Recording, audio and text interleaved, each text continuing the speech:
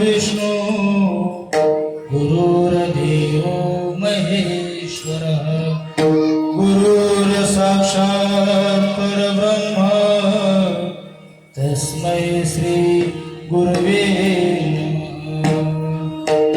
रामकृष्ण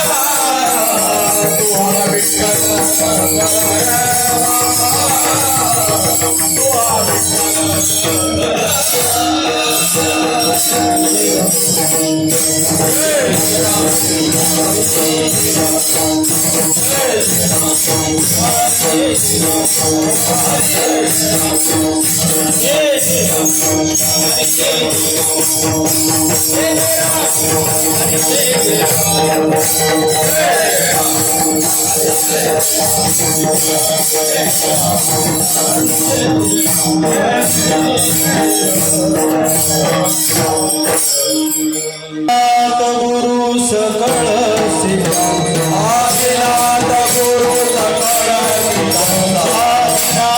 सिद्धांत आदिनाथ गुरु सकळ सिद्धांत आदिनाथ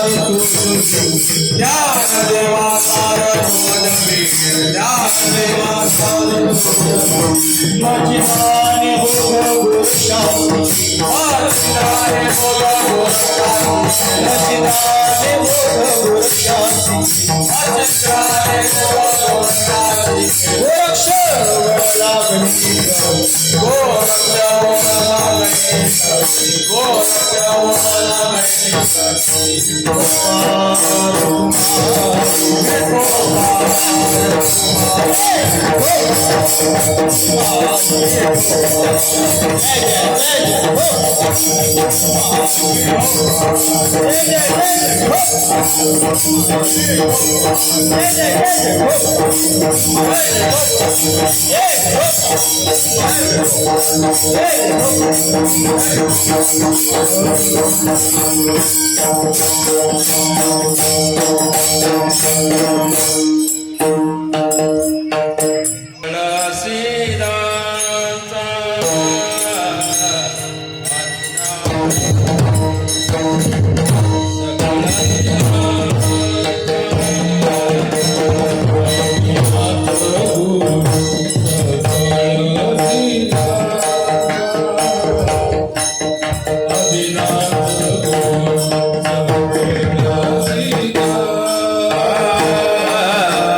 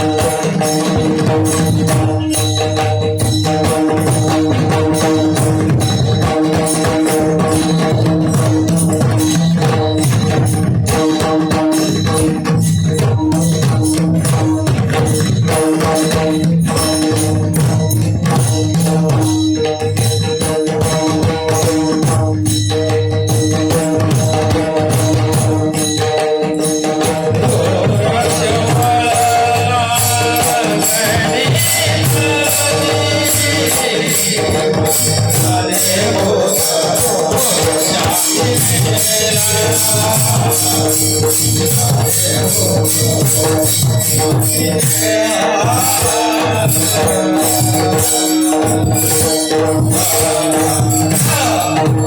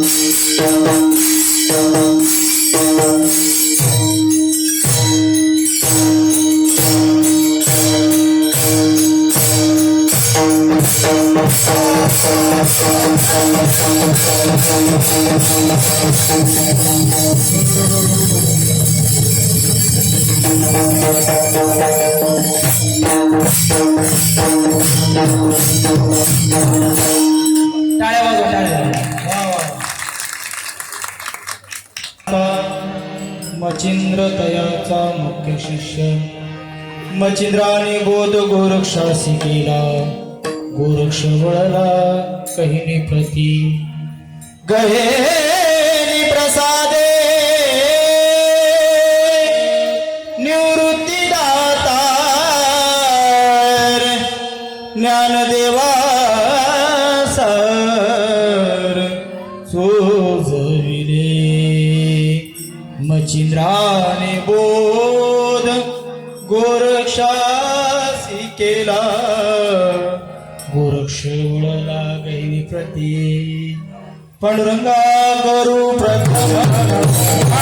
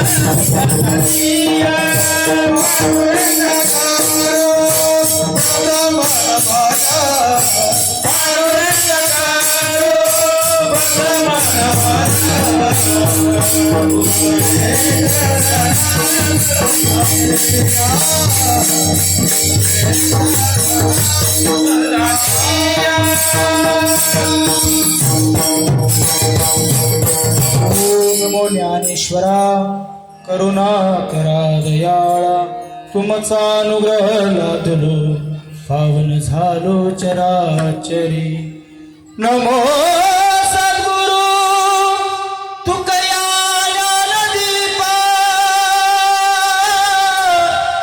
नमो सद्गुरु सच्चिदानंद रूपा नमो भास्करा पूर्ण कीर्ती नमो सद्गुरु भक्त कल्याण मूर्ती धन्य धन्य निवृत्ती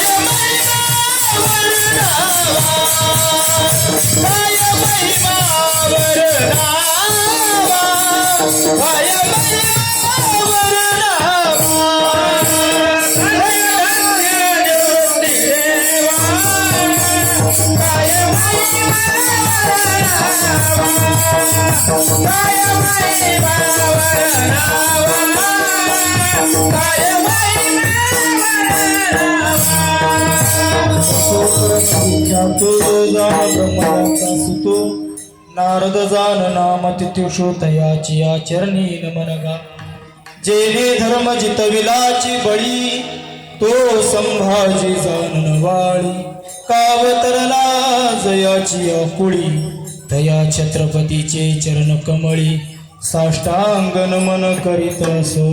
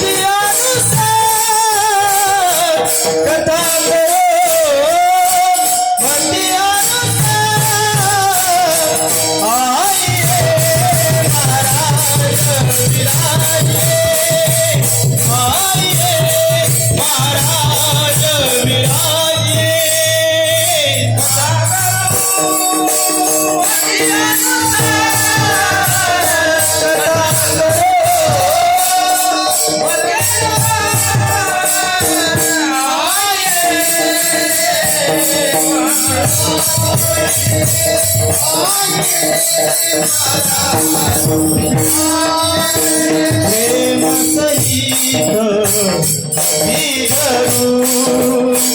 प्रेम सहित भगीरथू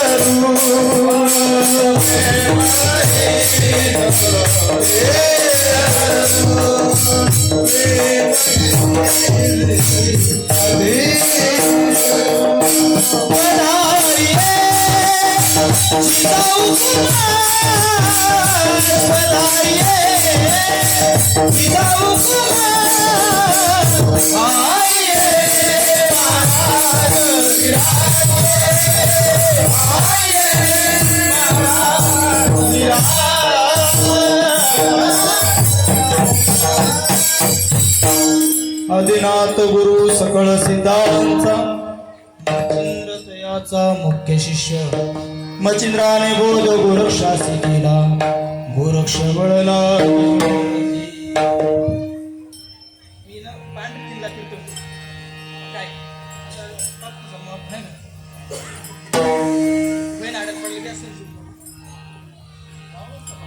आज हा पवित्र अशा पर्व काळावर तुकाराम बीजेचा हा पर्व काळ कलशस्थानी विराजमान असणारे जगद्गुरु तुकोबराय यांचं वैकुंठ गमन एका बाजूला आनंदाचा विषय आहे, एका बाजूला दुःखाचा विषय. ज्यांनी कळस केला, ज्यांनी वारकरी संप्रदायाचा कळस केला, त्यांनी आपल्या जीवनामध्ये सुद्धा कळस केला. असा कळस केला की आतापर्यंत कोणालाही करता आला नाही आणि येणार सुद्धा नाही. कुडी सहित झाला गुप्त तुका. काय वर्णन करावं जगद्गुरु तुकोबरायांचं. आणि हा सोहळा मी बोलून जातो, हा सहज सुरू होत नाही, त्याला काहीतरी परंपरा लागते. माझ्या वडिलांची मीराशी गा देवा, ही जाधव परिवाराची परंपरा आहे. अतिशय असं सुंदर असं घर, सुंदर असं निवेदन आयोजन, आणि त्यांना एका संत महात्म्याची भेट झाली, ज्याचं कार्य उज्ज्वल आहे, निष्काम आहे, कुठल्याही प्रकारची मनामध्ये आडी नाही, जीवन चांगल्या प्रकारचं आहे. नाही तर बघा समाजामध्ये काही माणसं असतात, आमचे राऊत बाबा सांगतात, भला मोठा गण लावतात, भली मोठी माळ घालतात, धोतर चांगलं घालतात, सुंदर असं वागतात, पण अशा व्यक्तीच्या संगतीत तुम्ही जर गेले तर तुम्ही नरकाला जाल. त्या हरिदासाची भेट घेता उभयता नरका जाणे. कोण निस्ता कामापुरता आहे. हे डोपी माळा देवाचे गबाळ, डोपी माळा देवाचे गबाळ, वाघवती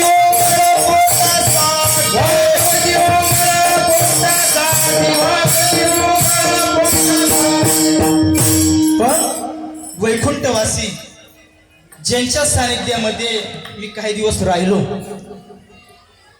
ज्यांचा काही बोध माझ्या जीवनामध्ये मी घेतला, आणि हसमुख चेहरा, कोणी भेटा कोणासंग हसायचं बोलायचं. महाराज सप्त्याला जर मी बडकी गावात आलो तर पहिली भेळ त्यांनी आणायची, सर्व महाराज लोकांना वाटायची. पालवे बाबा असायचे, पालवे बाबांना आम्ही घरामध्ये बसायचे आणि तो आनंद वेगळा असायचा. आणि राजू महाराज बाजीराव महाराज आले की मग तो आनंद वेगळाच असायचा. महाराजांचा स्वभाव तुम्हाला माहिती आहे, मस्करी करतात, काय करतात, अतिशय गोड स्वभाव. पण बाबाने आपल्या जीवनामध्ये पथ्य पाळले, अतिशय सुंदर प्रकारे वागले. आणि तुकोबराय अशा महात्म्याच्या बाबतीत बोलतात, त्या हरिदासाची भेटी घेता पाप ताप दैन्य जाय उठा उठी. अशांची भेट घ्या. वरल्या अंगाने माणसं नसावी, अंतरंगाने असावी. म्हणून ज्ञानोबराय म्हणतात, तुम्ही नामस्मरण करताना वरल्या अंगाने नका करू, तुम्ही अंतरंगाने करा. ज्ञानदेवा मौन जपा बाळांतरी धरून श्रीहरी जपे सदा. माणसाचं अंतकरण चित्त शुद्ध तरी शत्रू मित्रवती. गोड असं वागणं त्यांचं होतं. वैकुंठवासी बबन गणपत शिंगोटे, ज्यांच्या आशीर्वादाने, ज्यांच्या कृपाने, त्यांच्या हसण्याने, त्यांच्या वागण्याने आणि एवढा मोठा समाज जमला. आज शहरामध्ये असं कीर्तन होणं आणि एवढा महोत्सव होणं ही सोपी गोष्ट नाही. विठाला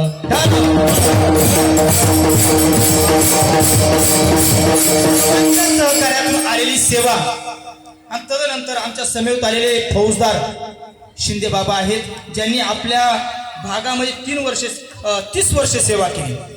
हा, अतिशय त्यांचा स्वभाव गोड आहे. आमचे श्याम पाटील असतील, समेत सर्व परिचयाचे आहे पण नाव लक्षात नाही. बाजीराव महाराज आहेत, सानप साहेब आहेत, सर्व आहे, बाबा आहेत, हे बाबा आहेत, यांचा चांगला परिचय आहे. सर्वजण परिचित आहे, संस्थेचे विद्यार्थी. आणि हार्मोनियम जे साथ करणार आहे, अतिशय सुंदर ज्यांचा हात आहे, अतिशय गोड वाटतात. म्हणजे मी जरी पुढे गेलो तरी मला जागे आणतील. आणि आमच्या संस्थेचं वैभव आहे. प्रत्येक संस्थेचं काही ना काही वैभव असतं. संस्थेला 1.5 वर्ष झाली, पण 1.5 वर्षामध्ये ज्यांनी सुंदर अशी तयारी केली, मग सार्थक महाराज असतील, हर्षल महाराज असतील, चांगले विद्यार्थी आहे. थोडे आंदोळ करणारे आहेतच. आमचे बाबा कायम सांगतात, मुलं संस्थेत असली, कीर्तनाला उभी असली का देव, बाहेर गेली का रावण होती. अशी मुलं आहे. विठाला विठाला ज्ञानोबरांचं आहे. आणि ज्ञानोबर आपल्याला जाग करतात. आपण जाग नाही ना, आपण जाग नाही, आपण जाग नसल्यामुळे जाग करतात. आणि संतांनी जाग करायचंच काम केलंय, दुसरं काही नाही केलं. एखादी माणसं आहे शेतामध्ये काम करतात, बरं आपल्या भाषेत कंपनीमध्ये काम करतात, पण तुकोबरांनी जाग केलं. हा कारोनी सांगे तुका नामचे कराऊ, नामचे कराऊ, नामचे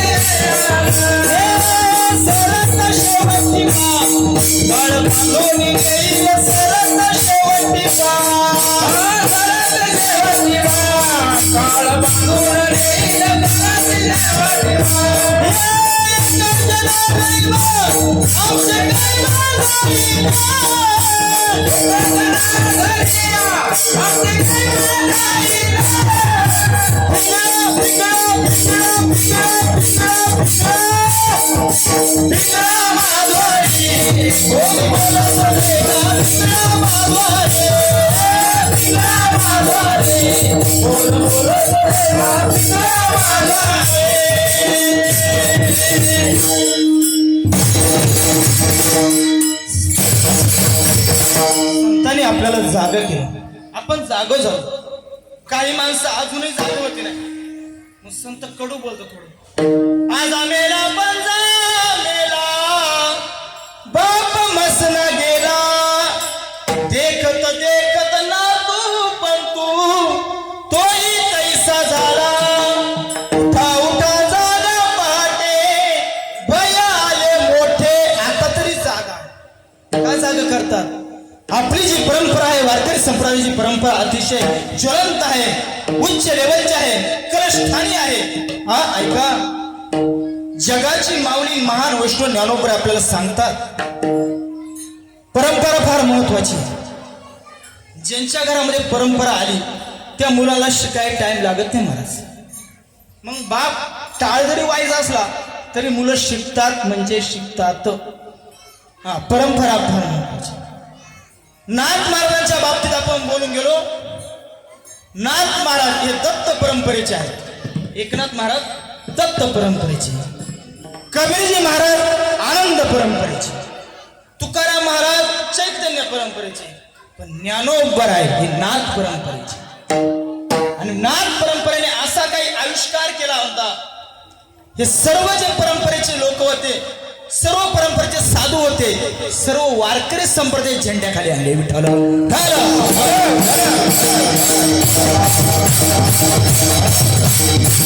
ज्ञानोबर जागा करतात. रे सावध व्हा, आपण कोणाचे वंशज आहोत, आपली परंपरा काय आहे, आपण सावध झालं पाहिजे. आपण घरामध्ये बसलो तरी चालेल, पण आपण ऐकलं पाहिजे, मन लावून ऐकलं पाहिजे. वर्षातून येणारा हा अखंड हरिनाम सप्ताह आहे, अतिशय महत्वपूर्ण योग असतो. आपण सावध झालं पाहिजे. परंपरा मोठी आहे, तेजस्वी आहे, ज्ञानोबर आहे सांगतात. आता बाकीचा विस्तार न करता डायरेक्ट आपण अभंगाचाच विचार करू. ज्ञानोबर म्हणतात ही परंपरा आहे, नाथांपासून आलेली आहे. आदिनाथ गुरु सकळ सिद्धांचा ज्ञानोबर म्हणतात. आपण जर बारकाईने विचार केला, मला राजू महाराजांनी सांगितलं, महाराज समाज कमी पण दर्दी. कसं आहे दर्दी? जोग महाराज एकदा बीडच्या खाली कीर्तनाला गेले. पूर्वीचा काळ इष्टीने जायचं, मोबाईल नसायचा. गावच्या पाटलाचीच आई वारली. कोणाची? गावच्या पाटलाची आई वारली. बीडच्या खालच्या साईडला गाव आहे. जोग महाराज गावात गेले, म्हणले महाराज कीर्तन होणार नाही. म्हणले पाटलाच्या घरात मैत झालं. म्हणले असं का? होऊन द्या म्हणे, मला काय नाही, मी सेवा करणार. पुढं मारुती राय आणि जोग महाराजांनी कीर्तन केलं. पक्पाच्या नाही, गायक नाही. जोग महाराज 2 तास सेवा केली. किती तास? 2 तास. तसा प्रसंग पांडुरंग महाराज घुले यांच्या जीवनात झाला. महाराज कीर्तनाला 1 तास लेट झाली, पण दुसऱ्याने फेटा घातला. महाराजांनी रूप पातलोचीने ऐकलं. महाराज एका बाजूला मंडपाच्या बाहेर कोणाला दिसत नाही अशा जागी बसले. 2 तास कीर्तन ऐकलं. आपल्या गाडीत बसले, निघून गेले. आपल्या गाडीत बसले, निघून गेले. मी 2 तास सेवा बाबाने तिथं गेले. विठाला विठाला ऐकायला कोणी नसलं, पण मला आत्मविश्वास आहे. आमचं शास्त्र असं सांगतं, आमचं शास्त्र सांगतं. ऐका, आज बबन दादा आपल्यात नाही, पण ऐकायला कोण नसलं, पण त्यांची इच्छा होती, निलेश तुला एकदा तरी नेणार मी मोहनाला, आणि तुझं मोहन करून टाकतो. विठाला विठाला.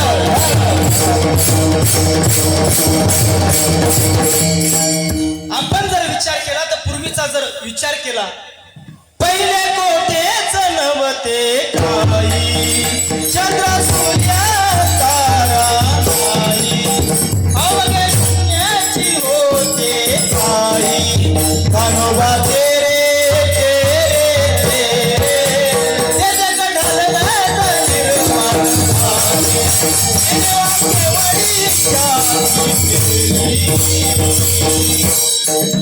विश्वामध्ये, या जगामध्ये काहीच नव्हतं. अवघे शून्याची होते पायी, काहीच नाही ना. आपण समजा विचार केला, माझा एक धरा, माझा एक धरा, मला राजू महाराजांनी 0 दिला. काय दिला? 0 दिला. आता किती झाले? तुम्ही गणितात हुशार आहे ना? नाही का तुम्ही? हा आहे हुशार. मला राजू महाराजांनी 0 दिला, मग किती झाले? 10 झाले. माझा 1 आहे ना. नंतर तुम्ही 0 दिला, किती झाले? 100. सार्थक महाराजांनी 0 दिला, 1000. बाजीराव महाराजांनी 0 दिला, महाराजांनी 0 दिला. मग मला सांगा, असं 0 कवर करायचं, पण मी माझा 1 काढून घेतो, खाली काय राहिलं? 0. मग पहिलं काहीच नव्हतं, कुठंच काही नव्हतं. पण ऐका, त्या आनंदवनामध्ये साक्षात भोलेनाथांचा अवतार झाला. नटेश्वर, अर्ध नटेश्वर म्हणतात त्यांना. निम्म शरीर पार्वतीचं, निम्म शरीर भगवान शंकराचं आहे. त्यांच्या डाव्या अंगाच्या अंशातून भगवान विष्णू प्रगट झाले आणि देवाने विचारलं, मी कोण आहे?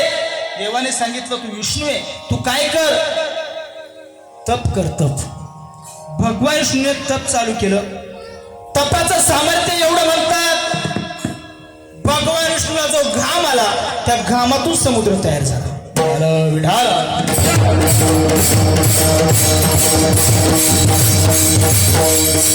भगवान विष्णू पहुडले, त्या शेष नागावर झोपले आणि बिंबीतून म्हणतात कमळ बाहेर आलं. कमळातून ब्रह्मदेव आले. ब्रह्मदेवाने उत्पत्ती करायला सुरुवात केली. वेळे अभावी आपण जरा फास्ट चिंतन करूया. ब्रह्मदेवाने उत्पत्ती करायला सुरुवात केली. सनक सनकाधिक अशा मुलांचा जन्म दिला आणि त्यांना सांगितलं तुम्ही उत्पत्ती करा. ते म्हणले आम्ही उत्पत्ती करायला मोकळे नाही, आम्ही देवाची भक्ती करायला आलो.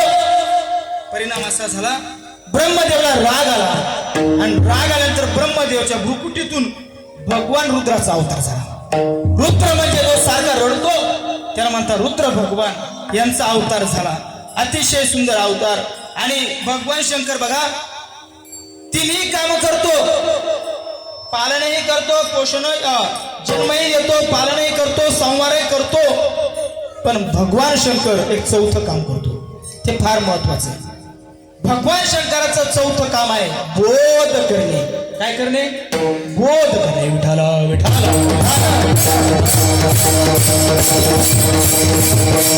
बोध फार महत्वाचा आहे. बोध कोणालाही कोणी करू नाही बाबा. आपण जर गेलो बोध करायला आपल्याच अंगलट येते कधी कधी. दारू पिऊ नको, अरे बियर बार जाऊ नको बरं. तो म्हणा महाराज तुम्ही येता का संग? बोध करून उपयोग नाही. बोध करून सांग कुणी कोणाला बोध करू नाही. महाराज आमचे गुरुजी सांगायचे बोध किती महत्वाचा आहे. तुम्ही कोणालाही बोध करू नका. एका चिमणीने काय केलं, एका चिमणीला श्राप दिला. एका चिमणीनं काय केलं, झाडावर बसली होती. एप्रिल सरला, मे सरला आणि आता जून चालू होणार होता. तिनं विचार केला आपण घर बांधलं पाहिजे. काय विचार करावा चिमणीनं? घर बांधावं. आपण सुद्धा तोच विचार करतो. पहिलं काय बांधलं पाहिजे? घर बांधलं पाहिजे. पण तिच्या शेजारी होतं माकड. दादा काय होतं? माकड. आणि माकडाला म्हणजे माकड दादा ऐका ना इडीच, आता तरी जाग व्हा, आता तरी घर बांधा. माकड म्हणलं नाही जमणार, मला काय गरज आहे घराची, मला काय गरज आहे घराची, मला घराची गरज नाही. अगं तू बांध, तुला गरज आहे, आपल्याला गरज नाही. आपल्याला कशाला गरज, आपल्याला काय कमी आहे? असं का? चिमणीनं काय करावं, जंगलामध्ये जावं, एक गाडी उचलावी आणि तिनं घरटं बांधावं. तिला सुगरण म्हणतात. अतिशय सुंदर असं घर बांधलं. त्या घरट्यामध्ये हात जरी घातला अशी गरम वाफ निघते. असं सुंदर घर बांधलं. पावसाळा चालू झाला आणि त्या पावसाळा चालू असताना चिमणी कुठे गेली? घरट्यामध्ये. पण खाली राहिलं माकड. पाऊस चालू झाला. काय झाला? पाऊस चालू झाला. धड धड धड धड पाऊस झाला. माकड भिजलं आणि चिमणी पाऊस उघडला बाहेर आहे. कुठं आली? अहो माकड दादा तुम्हाला सांगत होते आता घर बांधा, बांधलं नाही, गारटलं. माकडाला आला राग. माकडाने जशी हातात ती 5 बोटं जोडली तशी चिमणीला मारली. चिमणी बाहेर, घरट उडालं, सगळं मला उद्ध्वस्त झालं. चिमणी रडू लागली. का? व्यर्थ आपली वाचा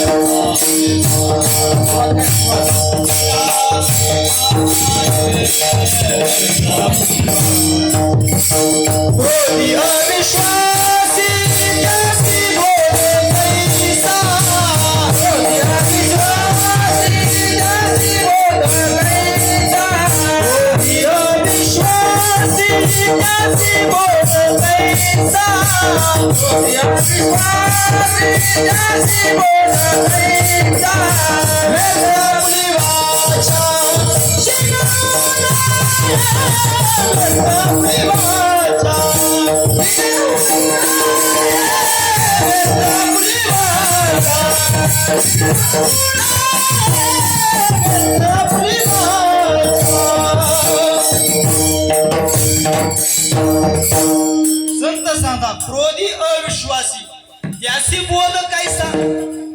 भरपूर माणसं आहे पण समोर आलेली माणसं यांनाच बोध केला पाहिजे, कोणालाही बोध करू नये. छत्रशास्त्रींचं कीर्तन होतं आमच्या गावात आता, आणि सिस्टीमचा आवाज रिटर्न येत नव्हता. सिस्टीमचा आवाज बाहेर सोडला होता. बंद बंद बंद करा म्हणजे तो आवाज. इथं जे आलेत ना त्यांना ऐकू द्या, बाहेरच त्याचं काय नाही पडत, ते घरातून ऐकू, पाणी भरता भरता ऐकतील, काही नाही. इथलं बघा, इथलं बघा, ह्या स्थळाचं बघा विठ्ठल.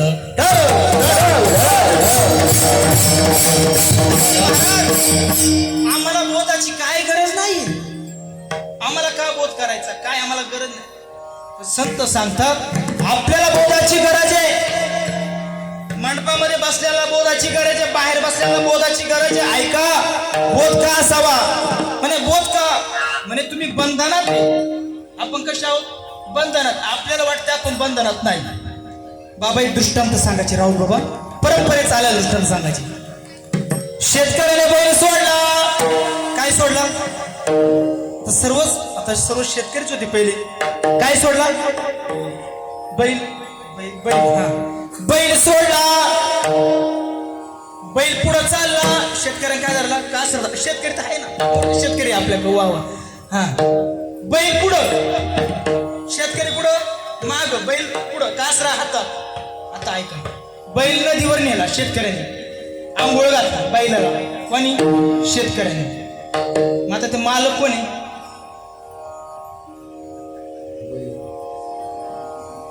बैल पुढं, बैल आंघोळीला नेला, त्या बैलाला आंघोळ घातली, घरी आणलं, त्याचं शेण उचललं, त्याला खायला घातलं, त्याला पुरणपोळी दिली, त्याला चोळलं, त्याच्या पाया पडला, घरात येऊन झोपला. मला सांगा मालक कोण, तुम्ही म्हणा बैल.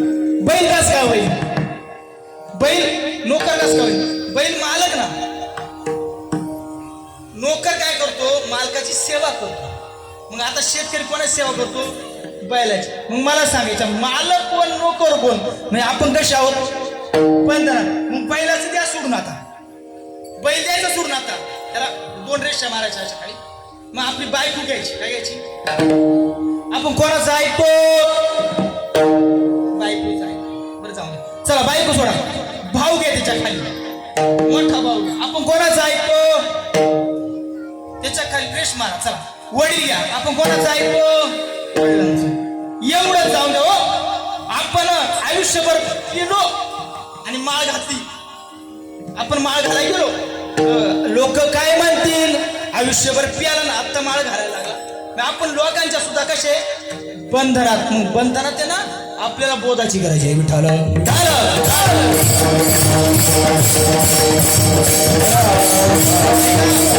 मग बंधनात आपण बोधाची गरज आहे. आणि आपले आद्य गुरु कोण असतील तर भोलेनाथ आहे. जे भोलेनाथ आहे, ज्यांचा स्वभाव भोळा आहे, ज्यांचा स्वभाव कसा आहे, भोळा आहे भोलेनाथांचा. आदिनाथ भोळे, नवे नवे तुमची आमची सुद्धा लग्न होतात, तुमची आमची काय होतात, लग्न होतात. आता मुलांच्या बाजूनच बोलतो, आपण नटून थटून जातो जेव्हा आपली धर्मपत्नी आपल्याला बघते, आपले सासरे बघतात, आपली सासू बघती, त्याला खूप आनंद होतो. जावाई कसा आलाय, नटून थटून आला, वा वा वा, पायात चप्पल किती आया सांगूच नका. बाजीराव महाराज, आंबेगाव तालुक्यामध्ये घोडेगावच्या एका व्यक्तीने मला 2,500 चप्पल दिली, पण ती घालायची किती वाटायला लागली. कोणाला पुढे नवरदेव नटून थटून येतो, सासूला आनंद होतो. पण भोलेनाथांच्या बाबतीत तसं नाहीये. भोलेनाथ मैनावती, हिमालय यांची कन्या पार्वती माता, लग्नाचा प्रसंग भोलेनाथ निघाले. पण ऐका, भोलेनाथ निघाले तेव्हा भोलेनाथांचा अवतार काय आपल्यासारखा बताव का, भस्मवटी रुंडमाळा, भस्मवटी रुंडमाळा, हाती त्रिशूळ, नेत्री ज्वाळा. आणि एवढंच नाही हो, आपल्या पुढं पोरं नाचतील, एवढं पोरं नव्हती नाचत. भूते वेताळे नाचती, हर्षयुक्त उमापती. त्याला आनंद व्हायचा, भूत नाचायची. काय व्हायचा, आनंद. भस्म लावायचा अंगाला तो, त्यांनी सांगितलं, अरे कुठपर्यंत शरीराला जीव लावता, कुठपर्यंत हे शरीर आहे, हा हे नाशवंत दे, हा नाश पावणार आहे, त्याला भस्म लाव. काय बोलायचं? हा चक्रवर्ती आहे तरी अंगाला भस्म आहे, गळ्यामध्ये सर्प आहे, डोळ्यामध्ये आग आहे, हातामध्ये त्रिशूळ आहे, असं असणार भगवान शंकर लग्नाला येतो. तो भोळा आहे, अतिशय भोळा आहे. किती भोळा आहे? ऐका, पत्नीच्या आग्रहाखातर लंका बनवली, पत्नीच्या आग्रहाखातर लंका बनवली, पण रावणाच्या बापाला दान दिली. कोणाला दिली? रावणाच्या बापाला दान केली. काय मला सांगायचं, तो कसा आहे? भोळा आहे. आणि असा असणारा भगवान शंकर, असा असणारा भगवान शंकर तपाला बसणार, तेवढ्यामध्ये पत्नी जवळ गेली. पत्नी जवळ गेली, सांगितलं, अहो एक करता का?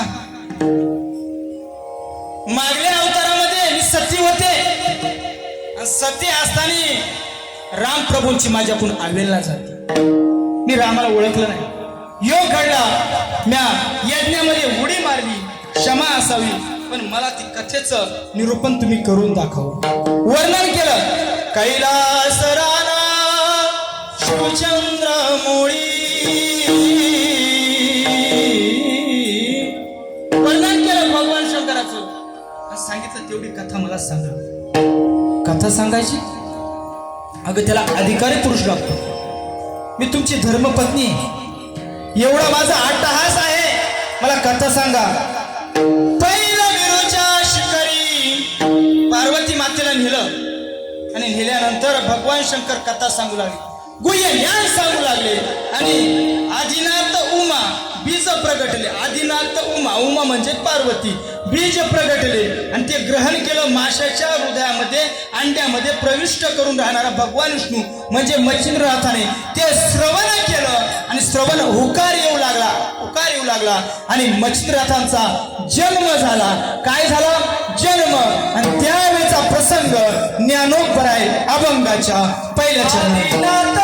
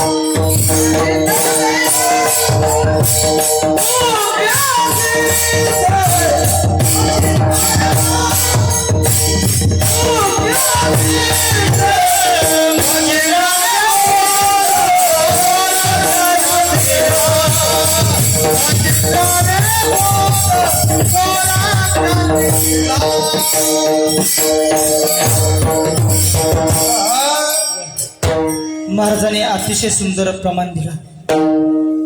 आदिनाथ गुरु सकळ सिद्धांचा मच्छिंद्र दयाचा मुख्य शिष्य. महाराज, त्या मुलाचं नाव काय? राजू महाराज. अर्णव चौधरीसाठी टाळ्या वाजवा एकदा. का आळंदीला 10-10 वर्ष मुलं जातात, टाळ वाजवत येत नाही? बरं तुम्ही काय म्हणशा, सोपं नाही हे शिकणं, हे अवघड आहे. कीर्तन करणं सोपं आहे. मी कीर्तन शिकलो, त्यासाठी शिकलो म्हणजे साधना केली, नको त्या डोक्यात पडायला. लय अवघड आहे ते, बघतो ना मुलांचं आता, लय अवघड आहे. अतिशय सुंदर तयारी त्याची, आणि कृपा आहे आमच्या बबंदाची कृपा आहे खरं सांगायचं म्हणजे. कृपा राजू महाराजांची नाही म्हणा, त्याचा स्वभाव एवढा गोड होता ना, लयच गोड होता. काय जाऊ दे. महान गोष्ट ज्ञानोबा म्हणतात आपली जी परंपरा आहे भगवान शंकरापासून आली आणि ती आली मच्छिंद्रनाथापर्यंत. बोध केला आणि तो बोध सहज प्राप्त झाला. काय झाला? सहज झालेलं ज्ञान सहज पचत नाही, त्याच्यासाठी कष्ट घ्यावं लागतं, गुरुबद्दल श्रद्धा ठेवावी लागते, एकनिष्ठपणा लागतो. राजू महाराज मला खोटं नाही सांगत, आळे पाटव स्वामी समर्थाचं मंदिर आहे, त्या मंदिरामध्ये आमच्या अक्षय महाराजांची मुलं आलती. त्या पोरांनी बोलले माझ्या सगळं, आता काय बोलले तो भाग सोडून द्या. मी एवढी बडबड केली त्यांना, अरे गुरुवर निष्ठा असावी, गुरु कसा काय असावी, पण गुरु तुमची निष्ठा पाहिजे. विश्वासाचा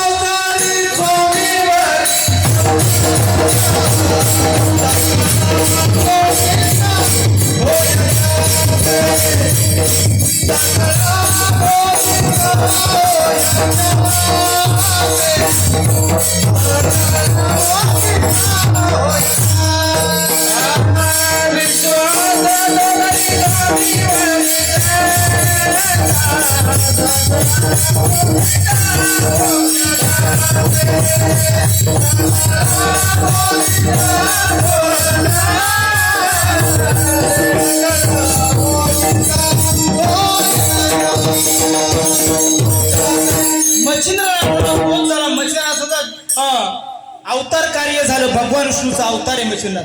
कोणाचा अवतार आहे? भगवान विष्णूचा. आणि भगवान विष्णू कसा आहे?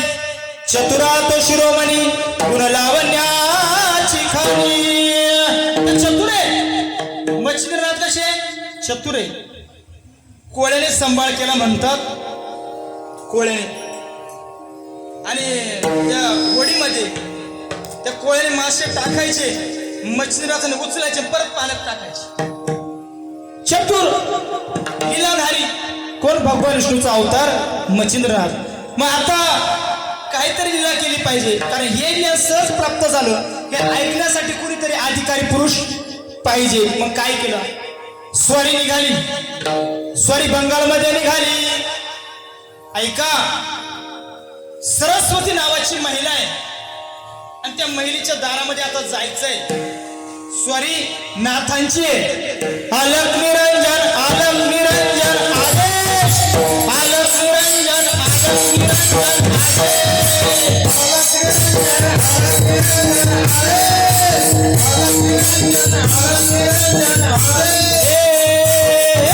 आलक निरंजन, आलक निरंजन आदेश, आलक निरंजन, आलक निरंजन, आलक निरंजन आदेश.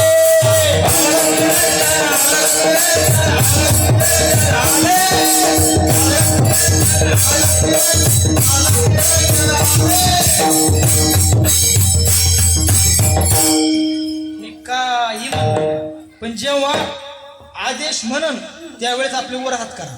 मी काही आपण का एवढं प्रेमाने मला बोलवलंय नाही का? काही बोलणार फक्त आदेश म्हणलं की वर हात करा. कारण कसं आहे, जगामध्ये सर्व काही चुकवता येईल, पण नाथांची शाबडी विद्या, नाथांचं वैभव आपल्याला चुकवता यायचं नाही. विज्ञान किती पुढे जाऊन द्या, पण एखाद्याला इंचू चावून द्या, फक्त हातावर राग घ्यावी आणि पैसे फिरव, इंचू उतरतो ना इंचू. चालू चालू एखादी गाय खाली होऊन द्या, सहज एखादी नजर जाऊन द्या, एका मिनिटात रक्त चालू होते. काही गोष्टी अशा आहेत त्या विज्ञानाला सुद्धा कळल्या नाही. ऐका, मला कोणाविषयी सांगायचं. सरस्वती नावाच्या महिलेच्या दारापुढे आले माझे नाथ. नाथाने भिक्षा घेतली. आईचा चेहरा बघितला, चिंताग्रस्त होत्या. चिंताग्रस्त असणाऱ्या आईला विचारलं, आई तुमच्या दारापुढे नाथ आले, मी स्वतः आलोय, काय अपेक्षा, काही मागायचं असेल मागून घ्या, काही मागायचं असेल तर मागून घ्या. आता उद्या मागणीचं कीर्तन आहेच, त्यामुळे विषय बोलतच नाही. काय मागायचं ते मागून घ्या. आईनं सांगितलं, महाराज सर्व काय, सोन्याचा हांडे, चांदी, सर्व काय, पैसा विसा सर्व आहे, पती चांगला आहे, जमीन आहे, सर्व आहे, पण अपत्य नाही महाराज. महाराज अपत्य नाही. मग आता अपत्य नाही म्हणलं, नाथांचं वैभव म्हटलं, नाथ परंपरेचं वैभव म्हणलं भस्म आहे. आज अनेक काठ्या मडीला जातात, मडीला काठ्या निघाल्या. आमच्या बदगीचा सुद्धा एक मान आहे. आणि तिथं गेल्यानंतर आरतीपेक्षा भस्माला किंमत आहे. कशाला? भस्माला. गोरक्षनाथांनी आपल्या गुरुसाठी सोन्याचा पर्वत केलता, फक्त कशा जीव? भस्म. भस्म कसं आहे बघा, पुढे पुढे आपल्या लक्षात येईल. आई हे भस्म घे, आणि तुला अपत्य नाही ना, हे भस्म घे, पाण्यामध्ये टाक पी. आता आई सुद्धा चमत्कारिक होती, महिलांमध्ये गेली. बाई त्या बाबाने मला भस्म दिलं, आणि तो भस्म दिल्यानंतर तो बाबा मला भस्म खा, तुला मुलगा होईल. मग तुला मुलगा होईल. मग असं असतं बाई, नवरा कशाला करायला लागला असता? भस्माने कुठं पोरं होतात का? तिनं काय करावं, ते भस्म आपल्या साडीच्या कोपऱ्यामध्ये बांधावं. 2 दिवस झाले, 3 दिवस झाले, ती म्हणजे कुठपर्यंत पाहिजे, जसं टाकलं तसं रक्षामध्ये टाकलं म्हणतात. आणि उकरड्यामध्ये, आपल्या उकरी टाकवतो ना शेणाचा, त्याच्यामध्ये ते टाकलं. त्या गोष्टीला 12 वर्ष काळ झाला. किती? 12 वर्ष कालावधी झाला. कारण टाइम पुढे गेला म्हणून 12 वर्ष लवकर झाले. 12 वर्ष लवकर झाले. पुन्हा नाथ आले, आलम निरंजन, आलम निरंजन, आलम निरंजन आले.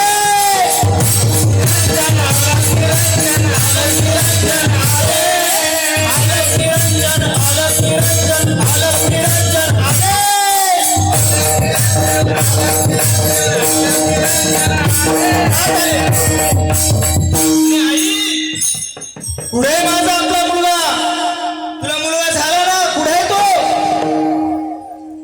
आईनं ओळखलंच नाही.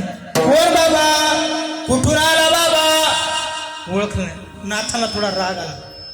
आई 12 वर्षापूर्वी तुला अंगारा निघता, रक्षा दिलती, आणि त्याचं सामर्थ्य असं होतं का त्यांनी मुलगा होणार होता, पुढे सांग. ती घाबरली. कारण नाथ होते, नाथांचं सामर्थ्य वेगळं होतं. एखाद्या ब्रह्मचारी व्यक्तीने केलेलं कीर्तन वेगळं असतं, त्याच्यात सामर्थ्य असतं. हा कुठे, मला नाटक नको सांगू, इकडे गेला खेळायला, तिकडे बोलव. तर ती घाबरली थरथर. महाराज क्षमा असेल, तुम्ही दिलेली रक्षा मी उकड्यामध्ये टाका. चला सर्वजण गेले, आणि आदेश केला, आलम निरंजन, आलम निरंजन, आलम निरंजन.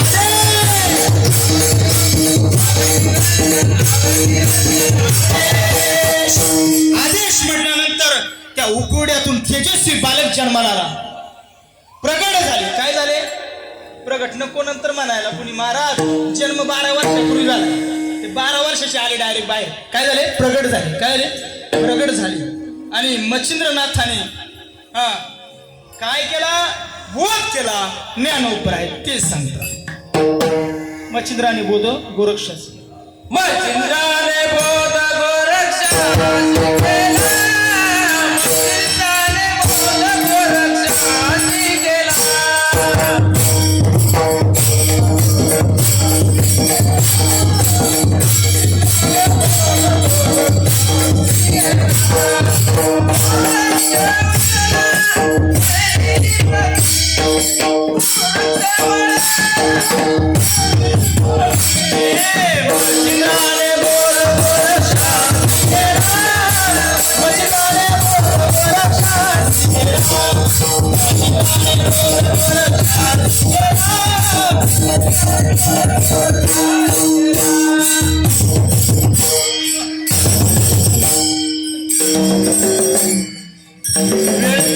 चालू व्हायला वेळ झाली, त्यामुळे थोडं आवडता घेता येत.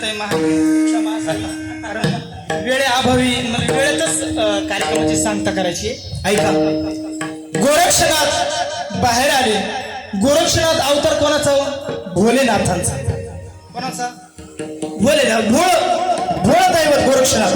गोरक्षनाथ एवढे भोळे होते, एवढे भोळे होते, लिंबाच्या झाडाखाली बसले. एवढे भोळे होते गोरक्षनाथ, लिंबाच्या झाडाखाली बसले. मातीचा पुतळा तयार केला. मातीचा पुतळा बनवत त्याच्यामध्ये मंत्र अभिप्रेत झाला, आणि त्या मातीच्या पुतळ्यामध्ये गहिनीनाथ जन्माला आले.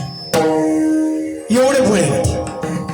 ऐका, हे गहिनीनाथ जे आहे ना, हे भगवान विष्णूचा अवतार आहे. मी तुम्हाला सांगून गेलो, चतुरातो शिरोमणी गुण लावण्याची खाणी,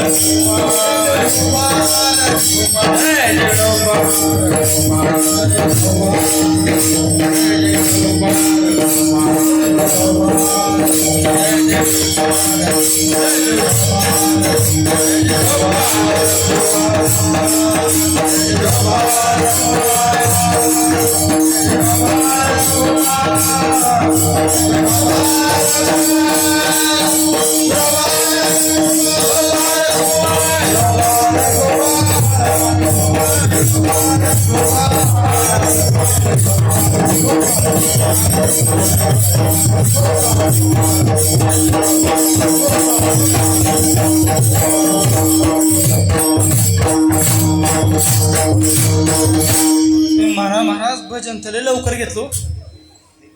मला असं वाटतंय भजन लवकर घेतलं की लोक खुश होतात. झालं आताच एकदाच काय होतात, खुश होतात लोक, हसायला लागले बघा किती आनंद आहे.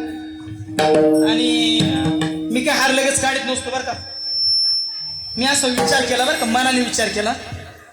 माणूस मेला की त्याचा हार कमी कमी 2-3 तास आरामात राहतो, नंतर तो अग्नीत जातो, त्याच्या संगत जातो. नवरदेव काही नवरदेव वरातीपर्यंत हार फुटतात. मग महाराजाला एवढा प्रेमाने हार घातला, कमी कमी 1 तास तरी.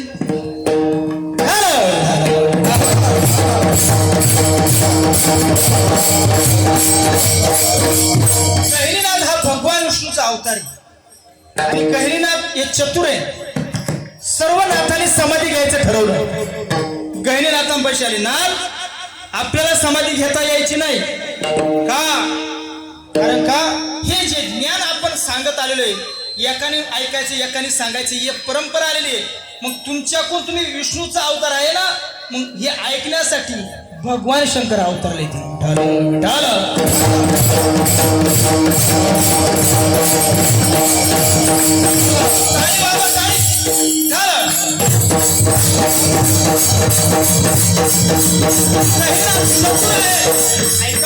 गहिनीनाथ शत्रू आहे.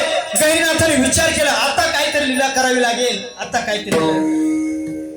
आपल्या गावला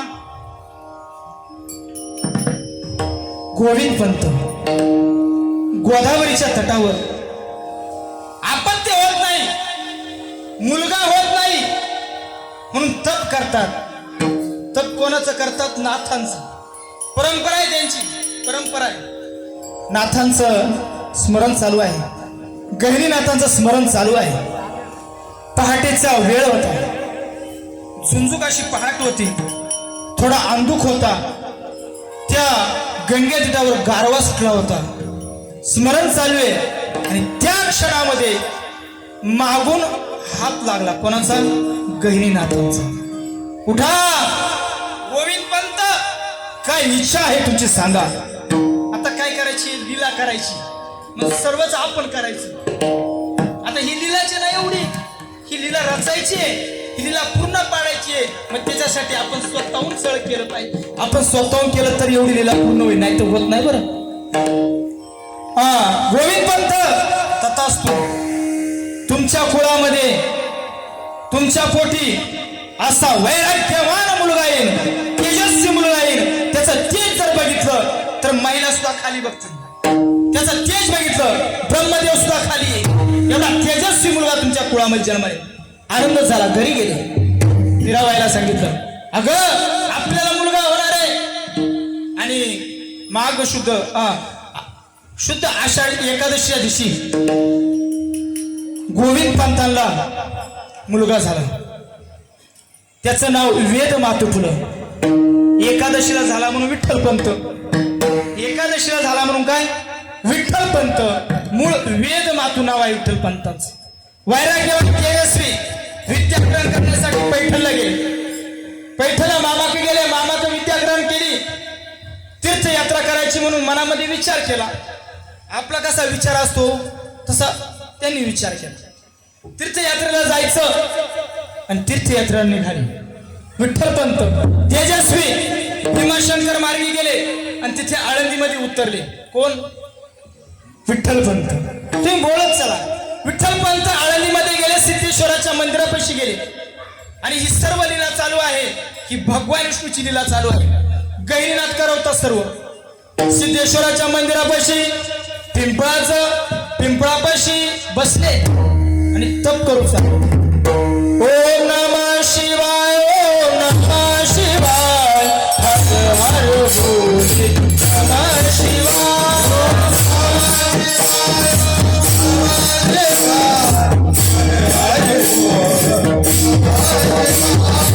नमः शिवाय, नमः शिवाय, हर हर बोले नमः शिवाय.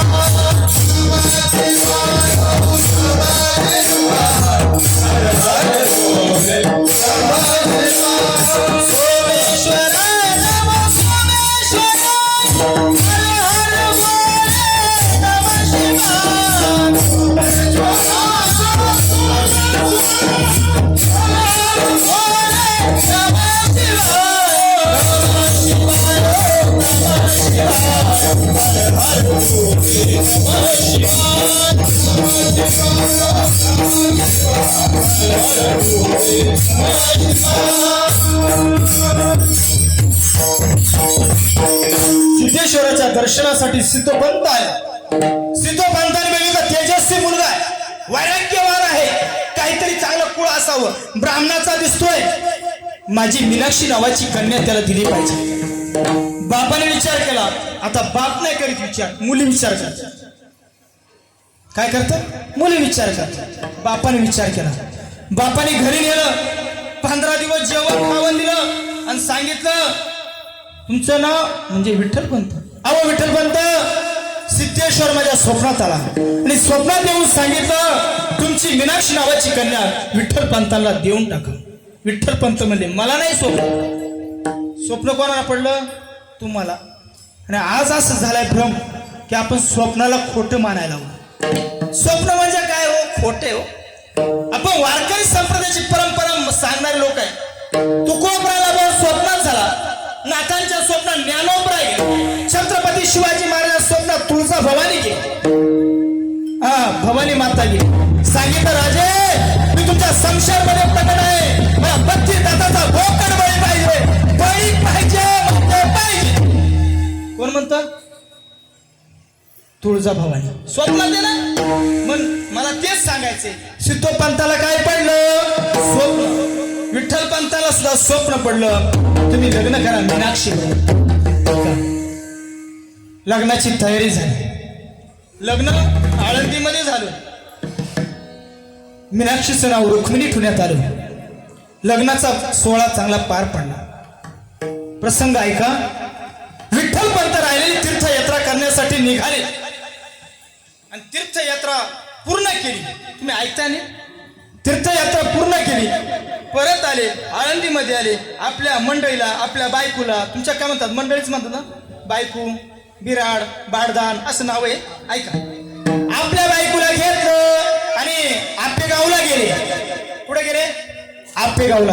आनंद झाला. सासू सासरे सर्व गिरिजाबाई, सिद्धोपंत, विठ्ठलपंत, मीनाक्षी सर्वजण गेले आणि तिकडं आपेगावला आनंद झाला. गोविंद पंताला वा वा सर्व मान सन्मान झाला. देवण घेवण सर्व काय झालं. आनंदाचा प्रसंग, आनंदाचं वातावरण. विठ्ठलपंत संसारात मन रमाना पुन्हा तीर्थयात्रेला गेली. ऐका. तीर्थयात्रेला काशीमध्ये जाणार. निरोप आला. महाराज तुमचे आई वडील गत प्राण झाले. निम्मी तीर्थयात्रा राहिली. माघारी आली. दुःख होतं, मन रमत नव्हतं, मागा आधार नव्हता, जमीन जुमला भरपूर होतं, पण मन रमाना म्हणून आळंदी तीर्थक्षेत्रामध्ये येण्याचा विचार केला. तीर्थक्षेत्रामध्ये आले. तीर्थक्षेत्रामध्ये आल्यानंतर प्रपंच करू लागले. काय करू लागले? प्रपंच प्रपंच चांगला थाटा माटात, पण मन रमानी म्हणले मला संन्यास घ्यायचा. रुक्मिणी मला संन्यास घ्यायचाय. अगो नका घेऊ.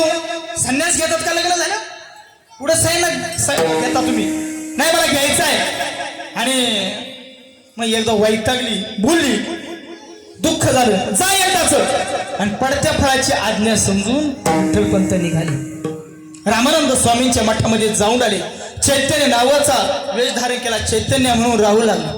इकडं रुक्मिणी माता विचार करू लागली, कसा माझा हा संसार, आता काय करायची आहे? लीला काय चालू आहे? लीला गहिनीनाथाने लीला केली. रामानंद स्वामी आळंदीमध्ये आले आणि रामानंद स्वामींचं दर्शन रुक्मिणी मातेने घेतलं. तथास्तु बोलल्या. काय बोलल्या? तथास्तु बोलले. काही अभंग आपल्याला मागणीचे जरी वाटले तरी साधू संत आपल्याला आशीर्वाद देतात बरं का. मी मागणीच कीर्तन केलं, अभंग घेतला. अकल्प आयुष्य व्हावे तया कुळा, माझी या सकळा हरीच्या दासा. या अभंगामध्ये आशीर्वाद सुद्धा आहे आणि मागणी सुद्धा आहे. विठाल विठाल.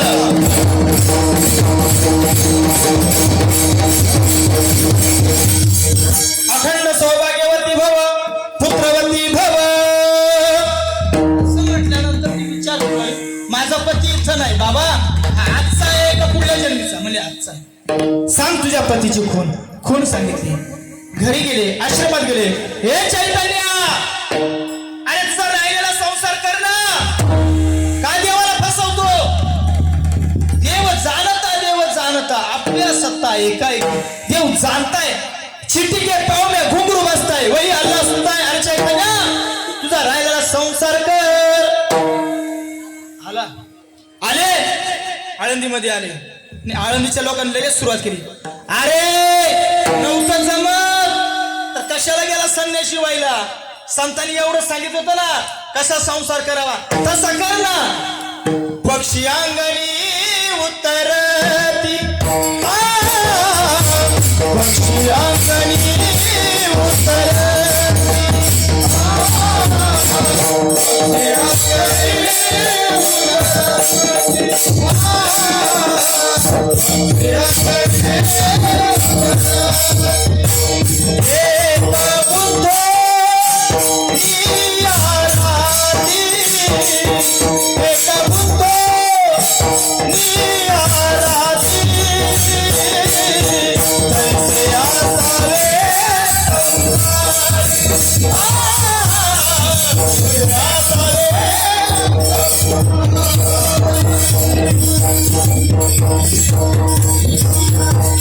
तसं राहायचं ना संसारात. पक्षी अंगणी उतरतील ते का गुंतून तैसे असावे संसारी. देवाची प्राप्ती होईल ना. का संन्यास घेतला? इथं राहू नको. सिद्धोपंतांना सांगितलं, तुमचा जावाई, तुमची मुलगी तिकडे सिद्धबेटामध्ये हाकलून द्या, आमच्या समोर नको. सिद्धबेटामध्ये जंगल होतं, त्या जंगलामध्ये गेले. सापकडून सर्पकडून इंद्रायणच्या काठावर तो सिद्धबेट. आताची सुधारणा आहे, काय नव्हतं त्या काळामध्ये. छोटीशी झोपडी केली, झोपडीमध्ये राहू लागला. मन रमानं आता काय करायचं? आपल्या गावी जाऊ ना, आपेगावला आपली जमीन आहे, काहीतरी करू, व्यवसाय करू, कसं तरी राहू. गेले आपेगाव. तिथं लोक बोलू लागली, पण गाव कोणाचं आहे? विठ्ठल पंतांचं आहे. आपलं गाव ते आपलं गाव, विठ्ठल पंतांचं गाव. विठ्ठल पंत दम धरून राहिले, दम धरला. 55 वर्ष झाले. किती? 55 वर्ष. आणि विठ्ठल पंतांना पहिला मुलगा झाला निवृत्तीनाथ महाराज. विठ्ठल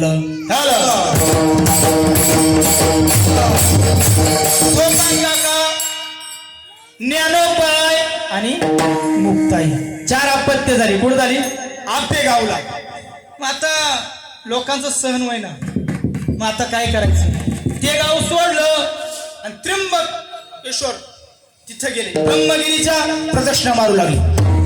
प्रदक्षिणा 3 महिने झाले प्रदक्षिणा चालू होत्या. वेळ झाला म्हणून प्रदक्षिणा फास्ट चालू आहे. 3 महिने झाले. किती महिने झाले आई? 3 महिने. प्रदक्षिणा कोण मारतय? 4 भावंड आणि आई बाप 6 जण. आता आपण प्रदक्षिणा जर निघलो ना, लाखोनी समाज जर थोडं चुकलं का दिसतच नाही जा. आम्ही श्रावणामध्ये दर श्रावणात जातो महाराज. पहिल्या सोमवारी आमची संस्था प्रदक्षिणाला जाते. दुसरीचा मुलगा जरी असला तो प्रदक्षिणा मारणार म्हणजे मारणार. आणि तदनंतर आपली वारी आपली असते. प्रदक्षिणा चालू होती. 3 महिने झाले.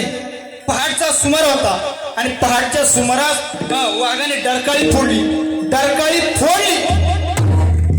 अस्ताव्यस्त झाली. 4 भावंड एका दिशेला, आई एका दिशेला, बाप एका दिशेला. आईला हाक मार लागली. आईचं अंतकरण 4 लेकरं सापडत नव्हती. वाघाने डरकाळी फोडली होती. संत सांगतात अशा वेळेस आईचं हृदय कसं झालं. हरणीचे पाडसे व्याघ्र धरिये तैसे झाले माझ्या जीवा. हरणीचं पाडसं जर वाघाने धरलं तर कसं होतं तसं माझं हृदय झालं. ज्ञाना मुक्ते हाका मारू लागलो. हाका मारीत मारीत असताना सर्वांनी होऊ दिली. फक्त निवृत्तीनाथ महाराज राहिले. फक्त निवृत्तीनाथ महाराज राहिले. मनामध्ये संकल्प झाला माझ्या नाथाला, माझ्या निवृत्तीला नेलं. वाघाने नेलं. आईनं विचार केला. आईनं मला सांगा लेकरू सुद्धा आईशिवाय राहतं का? नाही राहत.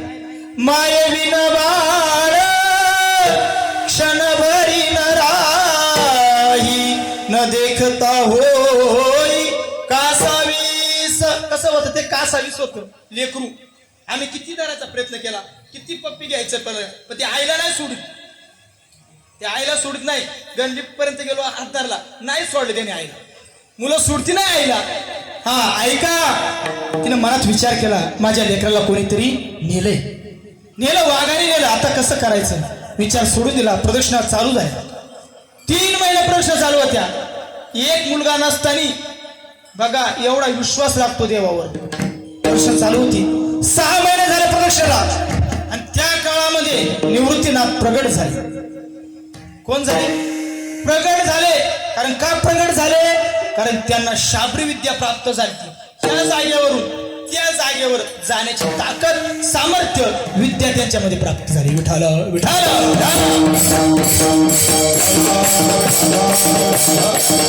आपल्या मुलांची मुंज झाली पाहिजे. मुलं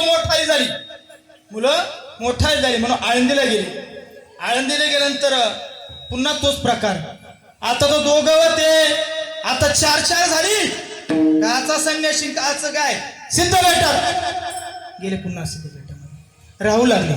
आणि विचार केला त्या बापाने माझ्या मुलांची मुंज झाली पाहिजे म्हणून पैठण तीर्थक्षेत्रामध्ये गेले. प्रति काशी म्हणलं जातं तिला, प्रति वाराणसी म्हणलं जातं. अशा तीर्थक्षेत्रामध्ये गेले. बाप आहे तो बाप.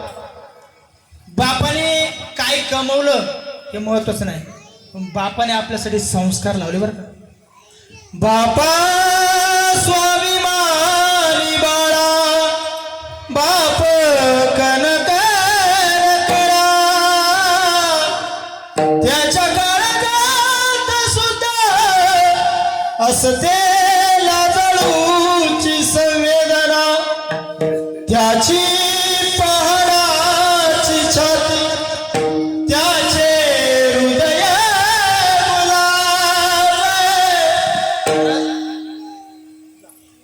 बाप जीवनातून गेला. माझाही बाप लवकर गेला. जे हॉस्पिटलला माझे वडील गेले. माझे वडील मंगळवारी गेले आणि मी शनिवारी राम मंदिर आपलं कॉटन ग्रीनला तिथं कीर्तन केलं. मी रविवारी कीर्तन केलं. रविवारी कीर्तन असं तिथं प्रत्येक रविवारी तेव्हा कीर्तन केलं. आणि माझा बाप मंगळवारी गेला. मला माहिती बाप काय असतो. आज बबन दादा गेले असतील. दुःख सर्वांना आहे, पण एक सांगतो प्रवचन झालं. प्रवचन तर विशेष वाटलं नाही, पण नातीनं बाबाऊ जी बोलली ना ती आमच्या अशा काळजात रुतून बसलं. काय का नातीचा भाव असेल आणि तोच आशीर्वाद आहे, बाबाचा आशीर्वाद आहे म्हणून ती आज मुलांबरोबर पावल्या खेळते उभी राहिली. आज ती उभी राहिली. आज राहिली. आमची मुलं जोपर्यंत ती आहे, जेव्हा बदगीत येईल तेव्हा ती घरी कमी राहील पण संस्कृती जास्त राहील. हे लिहून घ्या तुम्ही, आताच लिहून घ्या. एवढी गुणी मुलगी आहे ना. आणि मला लगेच ओळखलं तिने. मला लगेच ओळखलं. मग चला अतिशय सुंदर असा स्वभाव. ज्ञानोबरांच्या बाबतीतलं जीवन असंच झालं. बाप गेला शुद्धीपत्र आणायसाठी. बापाला सांगितलं, अहो स्वतःला वेद मातू म्हणून घेता, स्वतःला विठ्ठलपंत म्हणून घेता, मग देहांत प्रायचित्त घ्यावं लागेल. इलाज नाही तुम्हाला, देहांत प्रायचित्त. बापाला सांगितलं. बापाच्या डोळ्यातून अश्रू आले, अश्रू वाहू लागले. बाप विचार करायचा, देहांत प्रायचित्त घेण्यात मला काहीच अवघड नाहीये, पण ज्या सिद्ध बेटाकडे लक्ष केलं ना, सिद्ध बेटामध्ये ह्या कोपऱ्याला वाघ, त्या कोपऱ्याला वाघ, इकडं जनावर आहेत. आज तुम्ही बघता व्हिडिओ क्लिप आले असणार आळीफाट्याची. दुसऱ्या मजल्यावर वाघ होता. रोकडेश्वर मोटर्स याच्यावर दुसऱ्या मजल्यावर वाघ होता. 3 दिवसाची गोष्ट आहे. धुमाकूळ घातला वाघाने. आणि सिद्ध बेटामध्ये मध्ये काहीच नव्हतं. इकून सर्प तिकून सर्प. मी देहांत प्रायचित्त घेईन, पण माझ्या लेकराच्या अंगावर सर्प येऊन बसला तर काय होईल, कसं होईल. अंतकरण दुःखी झालं. घरी आले. पत्नीला सांगितलं, तू थांब, तू थांब, मी जातो, तू थांब. ती म्हणे, नाही, मी तुमची धर्मपत्नी आहे. पत्नी आज्ञा असावी. कसाही प्रसंग येऊ, नवरा कमवता नसू द्या का कमवता असू द्या, पण त्याला साथ देणे धर्मपत्नीचं काम आहे. त्याच्या दुःखामध्ये साथ देण्याचं काम धर्मपत्नीचं. ऐका, मला यायचं. पोळ्यांचं जेवण बेत ठरला. दुसरा दिवस उजाडला. सकाळी सकाळी पूर्वीचा काळ होता. पूर्वीच्या काळामध्ये मुलं मदत करू लागायचे, सरपण आणू लागायचे, गवडे आणू लागायचे, आईला पोळ्या करू लागायचे. मग सर्वांनी बसायचं. तो आनंद वेगळा होता, ते गोडवा वेगळा होता. आता तसा गोडवा माणसांमध्ये नाही राहिला, आणि त्या पाण्यामध्ये सुद्धा राहिला नाही. मला पाणी प्यायल्यासारखं लागत नाही. आम्ही जंगलामध्ये गाय राखायला जायचं आणि ते जंगलाचं झऱ्याचं पाणी प्यायचं, एवढं भारी लागायचं. वा वा, काय विचारूच नका. तो आनंद वेगळाच होता. काय आनंद होता. ऐका, पोळ्याचं जेवण झालं. रातचे 12 वाजले.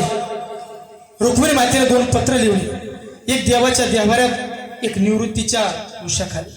प्रसंग ऐका. आईनं काय करावं, आपली चप्पल मस्तकावर डोक्यावर ठेवावी. बापाने आपली चप्पल आवाज एवढा आहे. 4 भावाने पाहिजे. 6 वर्षाची मुक्त आहे त्यांच्यामध्ये.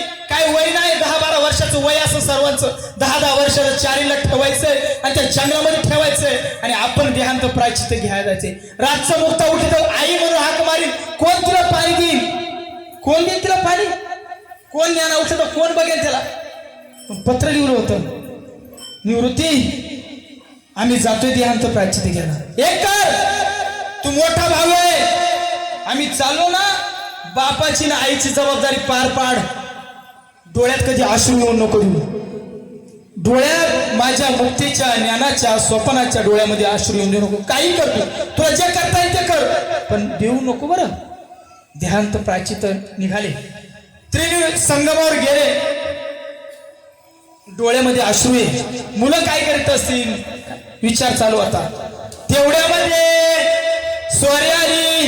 आलक निरंजन, आलक निरंजन, आलक निरंजन आले.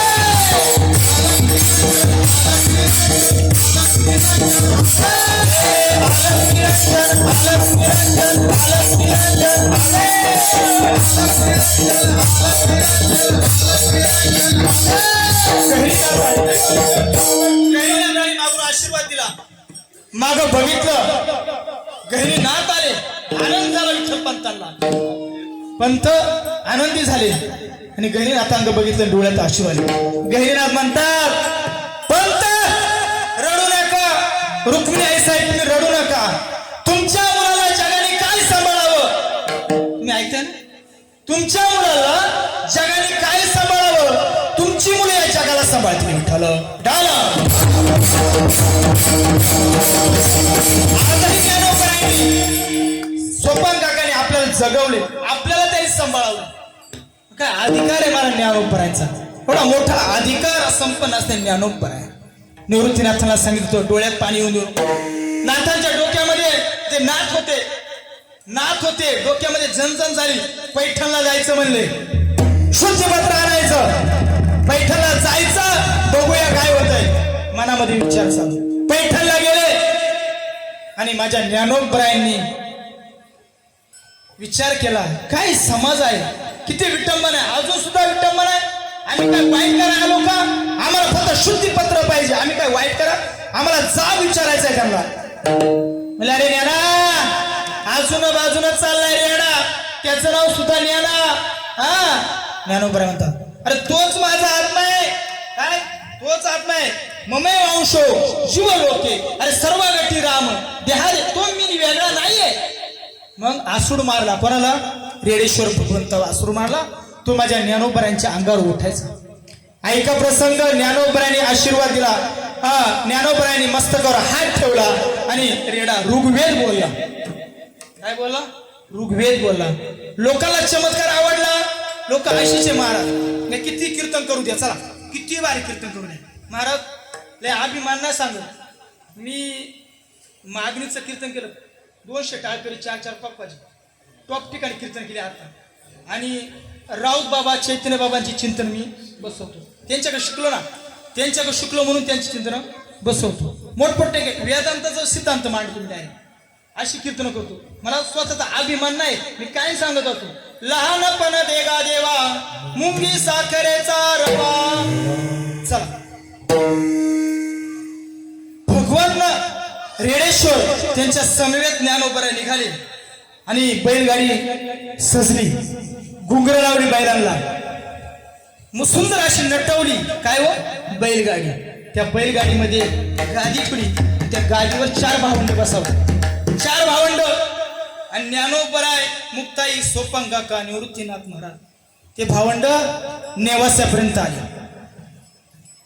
अभंग असं घेतला म्हणून ते कथा रूप सांगतोय बरं. नेवास्यापर्यंत आले. ज्ञानोबराय ढसा ढसा रडू लागले आणि उडी मारली, गाडीतून उडी मारली. अहो ज्ञानोबराय का रडता? माझ्या आई बापाने सांगितलंय डोळ्यात अश्रू आणून द्यायचं नाही, रडू नका ज्ञानोबराय. ज्ञानोबा रडायचे. अरे दादा, ज्या समाजासाठी एवढं आपण करतो त्या समाजाने आपल्याला काय दिलं रे?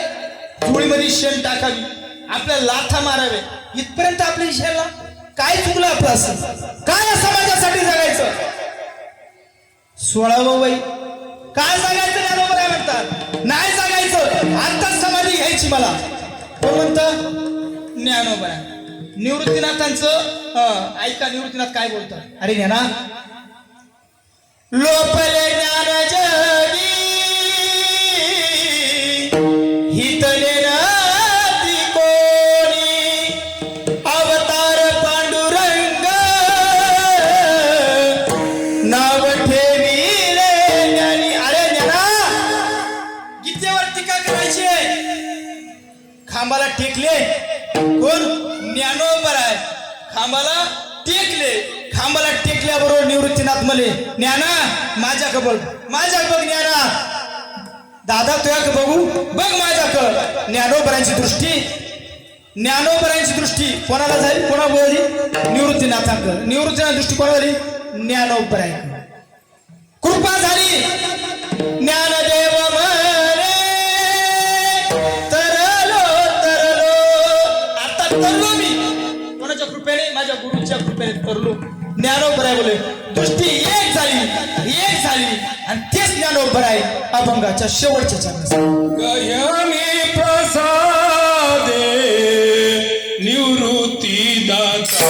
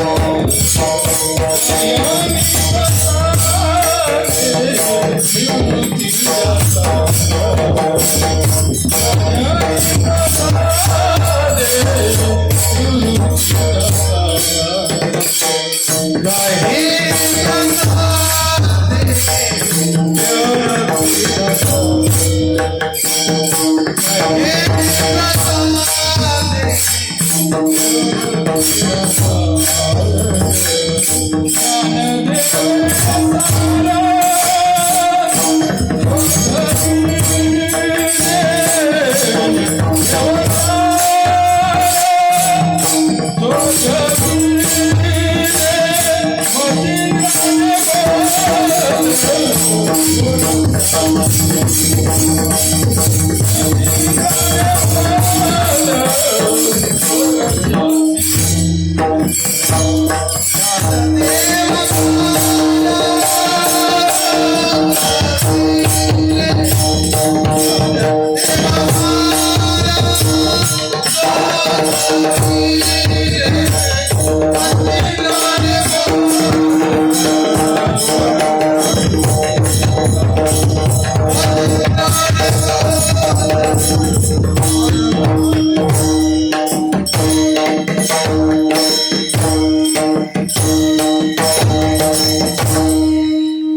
गहिनी प्रसादे निवृत्ती दातार ज्ञानदेवा सार चोचविले. आणि ज्ञानेश्वरी सारखा ग्रंथ आपल्याला भेटला, अमृत अनुभव सारखा ग्रंथ भेटला, हरिपाठ सारखा ग्रंथ आपल्या भेटला, पंचदशी सारखा आपला ग्रंथ भेटला. ही कृपा कोणाची असन तर महान वैष्णव निवृत्तीनाथांची. म्हणून ही निवृत्तीनाथांची कृपा झाली म्हणून जगाला सांगावं आमची परंपरा सामान्य नाही.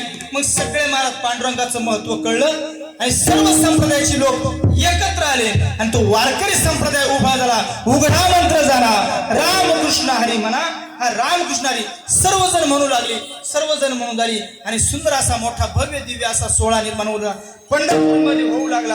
आणि सर्व सजवर वारकरी तुमच्या आमच्या सगळ्या जे घोष करू आहे ज्ञानेश्वर